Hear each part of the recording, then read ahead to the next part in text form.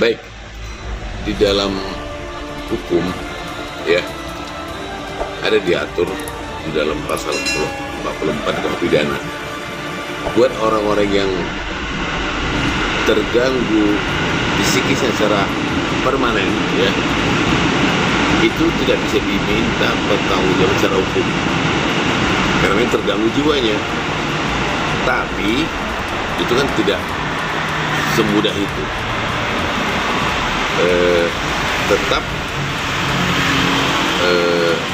pemeriksaan terhadap kesehatan jiwa si terlapor atau calon tersangka itu harus melalui dokter ahli jiwa.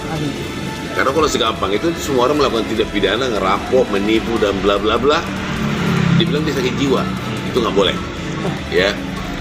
Karena penyakit kejiwaan ini pun ada ada urutannya. Ada orang yang bisa terganggu secara kejiwaan permanen, ada yang temporer. Mau apapun, mau bipolar atau apa terserah, itu kan soal istilah. Nah, jadi dalam KUH pidana yang bisa diterima pertanggungjawaban secara hukum untuk disimpulkan tidak cakap atau terganggu jiwanya secara permanen, itu harus dari dokter ahli jiwa. Nah, nanti dalam prakteknya juga penyidik tidak segampang itu menerima itu. Tetap harus ada komparatif atau perbandingan dengan dokter ahli jiwa dari Dokes. Tidak, jadi gini, soal teknis kan itu urusan penyidik. Tapi yang kita pahami di dalam penanganan perkara seperti ini harus orang yang memang terganggu jiwa secara permanen. Karena begini, pertanyaan kritisnya adalah nipu orang bisa, kok sekarang dibilang sakit.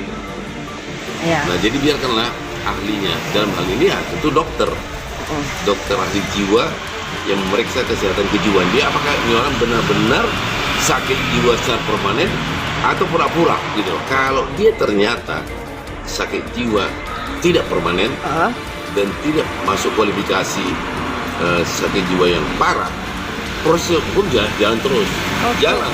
Walaupun karena apapun kata dokter, dokter dari luar, ya tetap harus dikompar dengan dokter dari Dokes, dari polisi, untuk membuktikan ini orang betul-betul sakit jiwa atau tidak.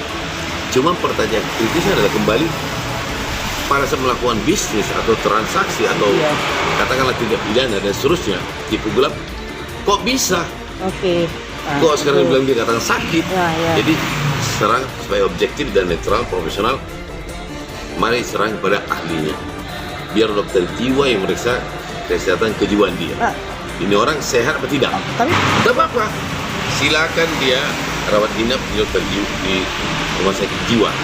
Ya, kalau dokter jiwa menyatakan sudah sembuh atau layak untuk periksa dan seterusnya, biarkan antar dokter itu yang berkoordinasi. Karena polisi atau penyidik tidak segampang ini bisa dibohongin. Apapun kata dokter swasta di luar sana, tetap penyidik atau polisi punya second opinion, punya ahli untuk meriksa kejiwaan si terlapor itu sebagai objektif tidak dia sakit. Karena kalau tidak begitu ya nanti ya segampang itu orang menipu, kemudian bilang sakit jiwa, pengacara bilang sakit jiwa. Nah, kita bicara objektif loh, kita nggak tahu siapa terlapor, siapa tersangka. Terjiwanya akan menyatakan ini orang sehat apa tidak. Kemudian polisi melalui Dokesnya akan memeriksa dan menguji itu benar ini orang sakit permanen secara kejiwaan atau tidak. Kalau dia bohong, proses. Dia sudah yang pasal tuduhannya gitu. Jadi ahli yang berbicara.